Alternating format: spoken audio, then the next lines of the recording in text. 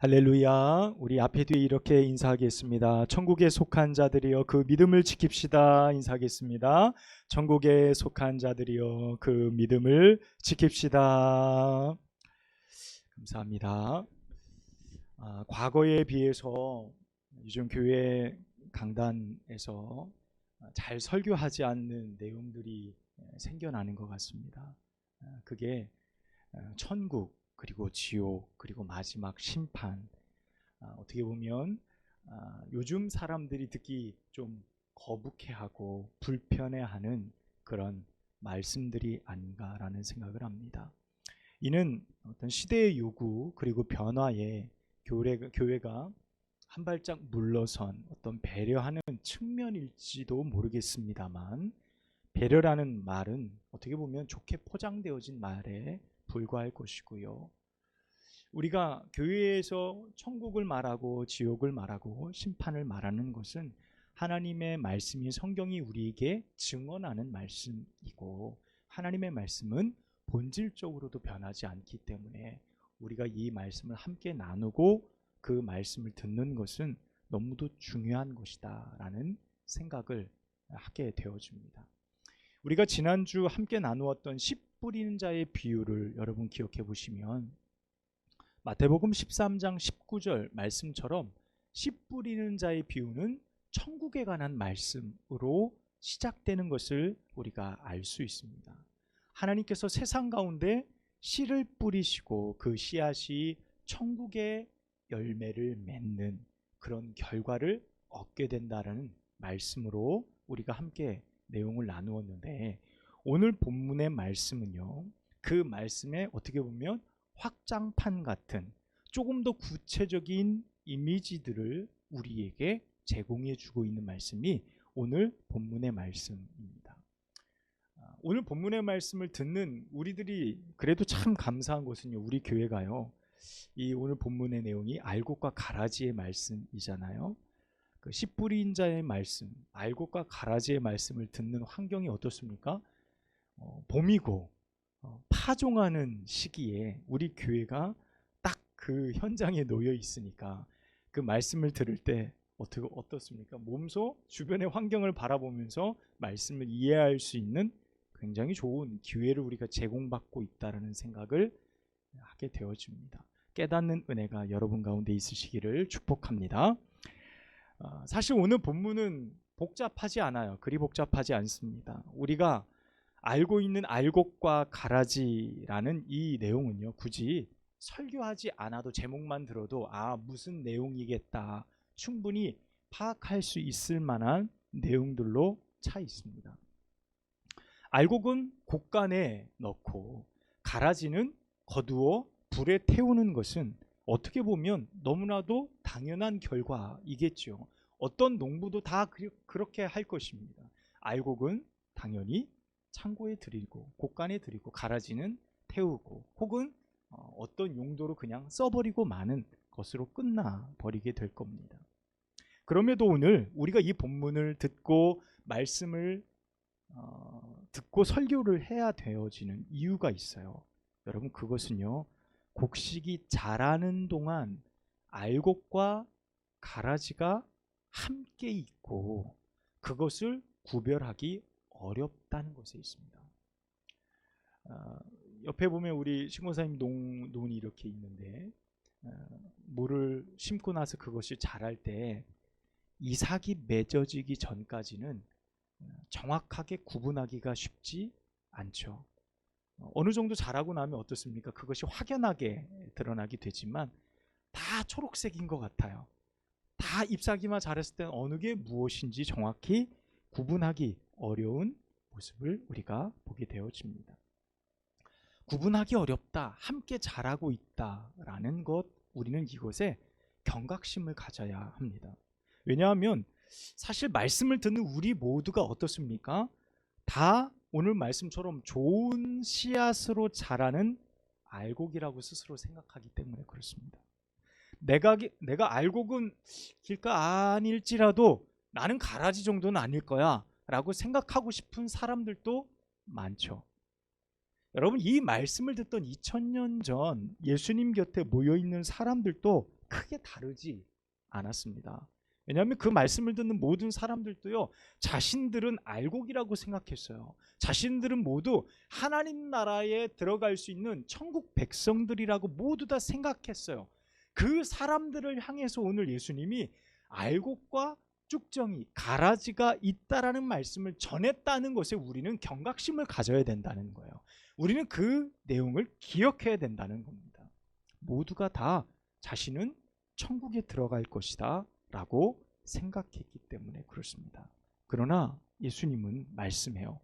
그들의 기대감을 무너뜨리시고 그것이 아닐 수도 있겠구나, 혹 내가 가라지는 아닐까라는 두려운 마음을, 경각심을 그들의 마음 가운데 불러 일으키셨다라는 겁니다. 예수님은 한껏 기대에 부풀어 있던 그들의 생각을 무너뜨리고 생각에 균열을 내시고 그곳에 말씀의 씨앗을 뿌리기 시작하시는 거예요. 단지 덮어두고 나는 알곡이야, 나는 좋은 씨앗이 자라 열매 맺는 그런 존재야 라고 생각하던 그들의 삶과 신앙 가운데 마지막 때를 염두에 두며 살지 않을 수 없도록 주께서 그들 가운데 말씀을 전하셨다라는 겁니다. 여러분, 지금 그 말씀이 우리에게도 적용이 되는 거예요. 우리에게도 그대로 받아들여지는 겁니다. 우리가 그 사실을 인지하고 받아들일 때 우리의 삶은 어떻게 될까요? 겸손해지고 내 마음을 열어 오늘 말씀을 받아들이게 되어지는 겁니다. 왜 그렇습니까? 여러분, 우리가 이 말씀을 받아야 되는 것은 오늘 우리가 이 말씀을 듣는 그 자체로 우리가 하나님 앞에 알곡된 백성으로 설 수 있는 기회가 주어지고 있다는 겁니다. 그 사실을 여러분 믿는다면 오늘 말씀을 정말 최선을 다해 듣고 받아들이는 여러분 되시길 바랍니다. 오늘 비유는 이렇습니다. 한 사람이 자기 밭에 좋은 씨를 뿌리는 장면으로 시작돼요. 그런데 그 씨를 뿌리는 사람이 누구라 그랬죠? 오늘 37절에 보면 인자요라고 되어져 있어요. 인자라는 말은 예수님께서 공생의 기간 동안 당신 스스로를 지칭할 때 쓰시던 말씀이 바로 인자라는 단어였습니다. 그러니까 씨를 뿌리는 사람은 누굽니까? 예수님이에요. 예수님이 씨를 뿌리는데 밭은 어디라고요? 세상이다라고 해석이 계속 되어집니다. 좋은 씨는 누구라고요? 천국의 아들들이요. 가라지는 악한 자의 아들들이요. 가라지를 뿌린 존재는 누굽니까? 마귀요. 추수 때는 세상의 끝이요. 종말이요. 추수꾼은 천사들이다 라고 예수님께서 모든 비유를 설명해 주시고 계세요. 자, 모든 등장인물과 배경이 설명이 됐어요. 뭐 어렵지 않게 우리가 충분히 이해할 수 있습니다. 이 이해를 가지고 말씀을 들으시면 됩니다. 예수님 당신께서 스스로 좋은 씨를 뿌린다는 것은 여러분 어떤 의미입니까? 곧 지금 하나님 나라에 관한 말씀, 이 씨가 곧 자라면 누구라는 거예요? 천국 백성들이라는 거니까 하나님의 말씀, 천국 백성이 될 수 있는 그 씨앗을 세상에 전파하고 있다는 거예요. 그 씨를 뿌려 그 씨가 그들의 마음밭에 뿌려져 자라면 하나님 나라 자녀들이 되어줄 수 있다라는 의미입니다. 여러분, 그런데 25절에 보면 사람들이 잘 때에 원수가 와서 그 자라는 곡식 가운데 뭐를 덧뿌렸다고요? 가라지 씨앗을 덧뿌리고 갔다라는 거예요. 이 본문 말씀을 보면 어떤 겁니까? 주인의 의도와 다르지 않게 허락되지 않은 불의함의 씨앗들이 뿌려졌다는 거예요. 주인은 분명 이 세상의 밭에 하나님 나라에 관한, 천국에 관한 씨앗을 뿌렸는데 사탄이 와서, 마귀가 와서 그 밭 안에 동일하게 가라지도 덧뿌리고 갔다라는 말씀입니다.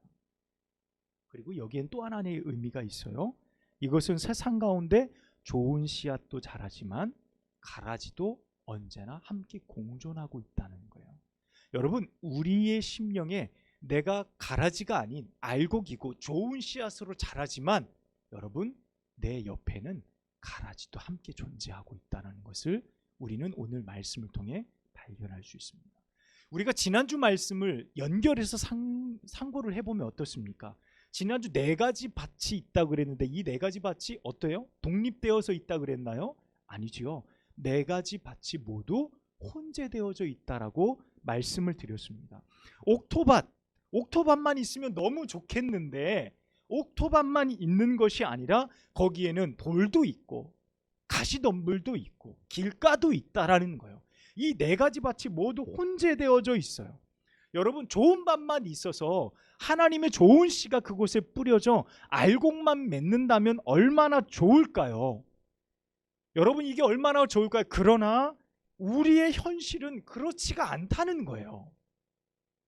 여러분, 예수님의 말씀은 알곡 따로 쭉정이 가라지 따로 자라는 것이 아니래요. 같이 혼재되어져 있고 함께 있대요.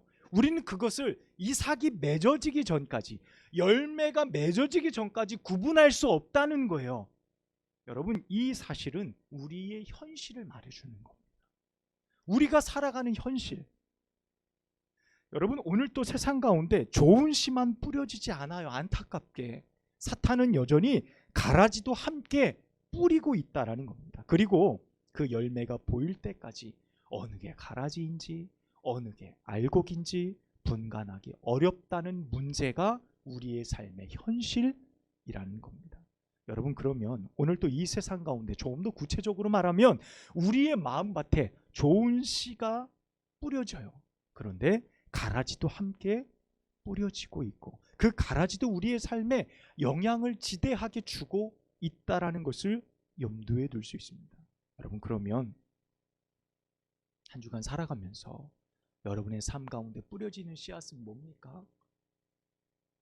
예수님께서 우리의 삶에 좋은 씨를 뿌리고 계신데 여러분의 마음밭에 담겨져 뿌리를 내리고 있는 씨앗은 뭐냐는 거예요. 좋은 씨입니까? 하나님, 가라지 같은 영향들을 받으며 우리가 살아가고 있는 겁니까? 이 말씀을 들으면서 이런 생각 들지 않으십니까? 나는 구원받은 사람인데, 나는 예수 믿는 사람인데, 내가 신앙생활 해온 것이 굉장히 오래되어졌는데 오늘 말씀을 들으며 나는 당연히 좋은 씨가 뿌려진 사람이 아닌가라는 생각을 하게 되는 거예요. 여러분, 맞습니까? 틀립니까? 대답을 하셔야 돼요. 맞지요, 맞지요. 내가 예수 믿는 사람이면 내 안에 좋은 씨가 뿌려져 자라고 있는 사람이 맞아요. 자, 그런데 뭐가 문제요? 혼재되어져 있다는 거예요. 가라지가 함께 뿌려져 뒤섞여 살아가고 있다라는 거예요. 우리의 믿음의 현장이 그렇다는 겁니다. 정확히 딱 나누어져 여기는 알곡만, 여기는 가라지만 자라면 너무 좋겠는데 우리의 삶의 현장이 그렇지가 않다는 거예요. 여러분, 신앙은 그렇게 딱 이분법적으로 나누어 단순하게 생각할 수 없어요. 내 안에 좋은 씨가 자라고 나는 하나님을 믿고 천국 백성이지만 내 삶은 너무나도 복잡한 일들로 가득 차 있다는 겁니다. 우리가 지난주 말씀을 기억해 보면 꼭 그렇죠. 가라지가 뿌려진 것처럼 이 세상이 온통 염려천지 아닙니까? 근심이고요, 걱정이고요, 유혹이고요. 말씀해 보면 박해와 어려움이에요. 그것 때문에 신앙을 포기하기도 하고 내 안에서 열매를 맺지도 못하고 뿌리를 내리지도 못하는 신앙의 삶을 살아가는 사람들이 너무나도 많아요. 여러분, 예수님이 내 삶에 전파하신 천국 복음의 씨를 소유한 사람들일지라도 그들은 여전히 마귀의 유혹, 세상의 유혹 가운데 놓여져 살아가는 사람들이라는 것을 우리는 잊지 말아야 된다는 거예요. 우린 분리돼 살아가는 사람들입니까? 꼭 요셉이 애굽 땅에 가서 자기 백성들, 자기 아버지와 가족들을 데리고 와서 어디에 살았죠? 고센 땅에 따로 살았잖아요. 그 땅만 수많은 10개의 재앙이 막 쏟아질 때 그 땅에만 재앙이 임하지 않고 흑암이 임했을 때 그 땅만 광명이 임했던 것처럼 우리의 삶도 그렇게 따로 분리되어 살고 싶은 마음이겠지만 하나님은 우리의 삶을 그렇게 허락하지 않으셨어요. 이 세상 가운데 너희는 빛이 되라라고 말씀하셨으니 세상 가운데서 우리는 어떻게든 우리의 씨앗을 뿌리내려 열매를 맺게 주님은 살기를 원하신다는 겁니다. 그런데 우리의 삶이 호락호락하냐는 거예요. 만만하냐는 겁니다. 우리의 믿음을 지키기가 쉬우냐는 거예요. 여전히 마귀는 우리를 유혹하고 우리의 삶이 쭉정이가 되도록, 다 자라고 보니 아무런 열매를 거둘 수 없는 존재가 되도록 우리를 수많은 유혹으로 이끌어가기를 원하고 있다라는 사실을 우리는 염두에 둬야 된다는 겁니다. 여러분, 38절 말씀이 어떤 겁니까? 좋은 씨, 그 좋은 씨는 누구라 그랬죠? 천국의 아들들이요 라고 말씀했는데, 원어 말씀은 어떻게 되어졌냐면 좋은 씨는 천국에 속한 자들이다, 이렇게 해석할 수 있습니다. 천국의 아들들이다 라고 확정되어졌지만 사실 원어 말씀에 보면 천국에 속한 자들이라 라는 말씀을 가지고 있습니다. 가라지는 악한 것에 속한 자들이다 라는 뜻으로 생각할 수 있어요. 이는 반드시 세상 가운데 우리가 오늘 또 선택하고 살아가는 삶 속에서 결정되어지는 문제들인 거예요. 속한다라는 것은 무엇입니까? 내가 그것을 선택해 살아간다라는 거예요. 내가 그것을 따라 살아가고 그것을 유익하게 여기고 그것에 내 마음을 두고 살아간다라는 것과 다르지 않다는 겁니다. 사랑하는 여러분, 마귀가 덧부린 가라지는요, 멀리서 자라나는 것이 아닙니다. 그 가라지는 바로 내 옆에, 내 가까이 자라나고 언제든 내 옆에서 영향을 미치는 존재로 성장하고 있다는 겁니다. 여러분, 죄가 항상 그 정도의 강도예요? 아니죠. 죄는 나를 넘어뜨릴 만큼의 강도이고 그것이 점점 커지고 내가 믿음으로 살려고 하고 애쓰는 만큼 유혹도 커지죠. 나를 넘어뜨리기 위해서 그렇습니다. 바로 그때 여러분, 우리는 좋은 씨앗을 맺기 위해, 그것을 지키기 위해, 나의 신앙과 믿음을 지키기 위해, 내가 천국 백성이 되기 위해 애쓰고 힘쓰며 살아가기 위해 여러분 얼만큼 여러분의 삶을 지키고 계시냐는 겁니다. 내가 구원받은 사람이니 이렇게 살면 되지 뭐, 우리는 이렇게 살아가고 이렇게 생각하고 이렇게 행동하며 우리의 신앙의 삶을 지내가고 있는 것은 아니냐는 거예요. 여러분, 베드로후서 1장 10절 말씀에 보면 이렇게 말씀합니다. 그러므로 형제들아 더욱 힘써 너희 부르심과 택하심을 굳게 하라. 너희가 이것을 행한즉 언제든 실족하지 아니하리라 라고 우리에게 권면하고 있습니다. 여러분, 이 말씀을 보면 언뜻 우리가 행함으로 무엇인가를 이루라라고 말하는 것 같지만 그것을 말하는 것이 아닙니다. 우리가 행함으로 무엇인가를 이룰 수 있고 행함으로 무엇인가를 지킬 수 있고 행함으로 우리가 구원을 얻을 수 있다면 우리는 행함으로 구원을 얻는 행위 구원론자들과 같은 사람들일 거예요. 내가 열심히 착하게 살면 구원에 이르겠지라고 원하는 사람들이, 특별히 우리 감리교회에서 말하는 구원, 하나님 나라에 속한 자들의 삶은 행위에 달려있지 않고요, 여러분, 믿음에 달려 있습니다. 조금 더 구체적으로 이야기하면 믿음의 지속성에 달려 있습니다. 만약 누군가가 이미 나는 구원받았으니 더 이상 믿음이 필요 없다라고 말하면 이단이겠죠. 잘못된 거예요. 한번 내가 믿었으니 구원을 받는 것이 아니라 여러분, 우리의 믿음이 여전히 내 마음 가운데 지속해 가지고 있어야 돼요. 내가 예수를 믿고 나서 내 삶이 엉망이에요. 세상의 가라지나 저 쭉정이와 다를 바 없이 살아가는 존재라고 한다면 그 안에 구원이 있을까? 우리는 반드시 의심해 봐야 됩니다. 너희의 삶을 통해, 행위를 통해 너희 믿음을 증명해내라 라는 수많은 말씀들을 우리가 기억해 볼 때 여러분, 웨슬리 목사님이 우리에게 가르쳐 주신 내용을 우리는 기억해야 됩니다. 오직 믿음으로만 구원받는다고 말하지만 그러나 그 믿음과 사랑에 머물러 있는 한, 그 믿음을 너희가 끝까지 소유하고 그 구원을 잃지 않기 위해 너희의 믿음을 지속하고 너희의 믿음을 지켜낼 때 우리는 천국에 속한 사람들이 된다는 겁니다. 여러분, 이 말씀은 오늘 말씀과 무슨 관계가 있을까요? 알곡과 가라지의 말씀과 무슨 관계가 있을까요? 예수님은 오늘 또 천국 백성이 될 수 있는 생명의 복음을 밭에 뿌리고 계십니다. 세상의 모든 사람들에게 말이죠. 그러나 그 씨가 맺기까지 세상의 마귀는 우리의 삶에 가라지를 덧뿌리고 온갖 근심과 시험거리를 가져다 줘요.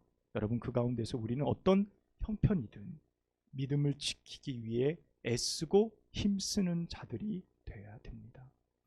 여러분, 디모데후서 4장 6절에서 8절 말씀을 보면 바울이 로마에 한 번 투옥됐다가 풀려났다가 두 번째 투옥이 됩니다. 그런데 그때 투옥될 때는 어떤 상황이었냐면 이제 곧 자신의 생명이 끝날 것을 알고 있었어요.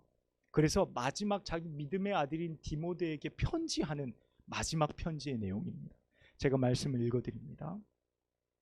전제와 같이 내가 벌써 부어질 날이, 나의 떠날 날이 가까웠도다. 나는 선한 싸움을 싸우고 나의 달려갈 길을 마치고 믿음을 지켰으니 이후로는 나를 위하여 의의 면류관이 예비되어 있으므로 주 곧 의로우신 재판장이 그날에 내게 주실 것이며 내게만 아니라 주의 나타나심을 사모하는 모든 자에게니라 라고 말하고 있어요.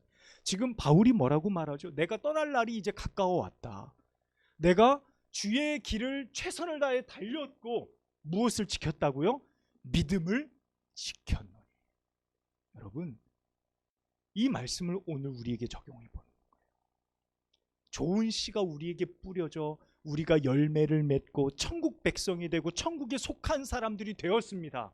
하지만 여러분, 마귀는 오늘 또 우는 사자와 같이 삼킬 자를 두루 찾아다닌다 말하고 있습니다. 마귀는 온갖 방법을 동원해 우리의 마음을 흔드는 거예요. 나의 연약한 약점을 자꾸 찌르는 거예요. 내가 늘 넘어지는 그것을 자꾸 후벼 파죠. 나의 감정을 일으키게 합니다. 누군가를 미워하게 하고 그 감정에 휩싸여 나로 자꾸 신앙을 무너뜨리게 하는 수많은 일들을 반복하게 해요. 그와 같은 일들로 내 삶에 뿌리 내리는 것이 너무 연약한 거예요. 내 믿음이 부족한 겁니다. 여러분, 믿음 지키기가 만만치가 않아요. 여러분, 이 세상이 바로 예수님의 비유와 같이 알곡과 가라지가 자라나는 세상이 그와 같다라는 겁니다. 여러분, 이와 같은 환경 속에서 우리는 오늘 바울의 고백처럼 내 믿음을 지켜낼 수 있겠습니까? 여러분의 믿음을 지킬 수 있겠습니까? 우리는 그것을 기억해야 됩니다. 거저 되어지지 않아요. 우리가 주님이 주신 믿음 붙들고 나의 믿음을 지켜 나아갈 때 결국 주님은 우리의 모습을 바라보며 주여, 우리로 정말 하나님의 크신 은혜를 내게 베푸셨으니 주여 열매 맺게 하셔서 나의 믿음으로 알곡되어 주의 거룩한 창고에 들여지게 하옵소서. 우리가 이 믿음으로 살아가야 한다는 겁니다.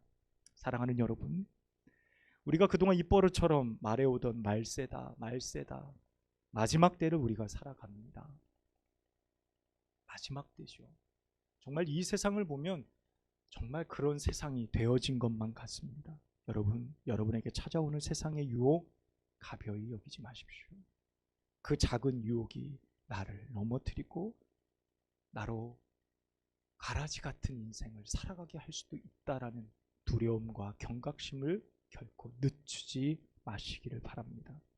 여러분에게 뿌려진 생명의 복음과 같은 그 씨앗, 그 거룩한 씨앗이 여러분의 삶에 맺어질 수 있도록 최선을 다하여 여러분의 믿음을 지켜내시기를 축복합니다. 주님은 우리가 반드시 그 좋은 씨앗을 소유한 자가 되어서 알곡을 거두어 하나님 나라의 창고에 들이길 원하세요. 오늘 마지막 말씀인 46절의 말씀에 보면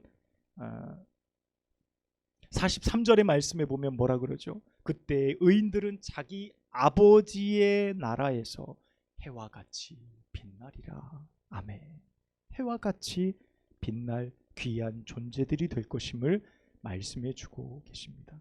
이 시대 가운데 주님이 바라볼 때 천국에 속한 자들로 주님의 거룩한 열매를 맺어내는 우리가 모두 되어지기를 주님의 이름으로 축복합니다. 기도하겠습니다. 아버지 하나님, 우리의 삶의 두려움과 경각심을 깨우게 하시니 감사합니다.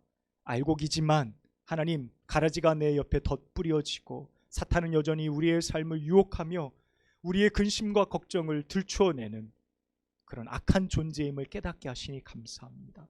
하나님, 믿는 자이지만 내 믿음을 지키고 이 믿음을 유지하기 위해 애쓰고 힘쓴 우리의 삶이 되어지도록 인도하여 주옵소서. 세상의 수많은 유혹 속에서도 늘 담대히 승리할 수 있는 저희들 되어지도록 은혜 내려 주옵소서. 예수님의 이름으로 간절히 기도하옵나이다. 아멘.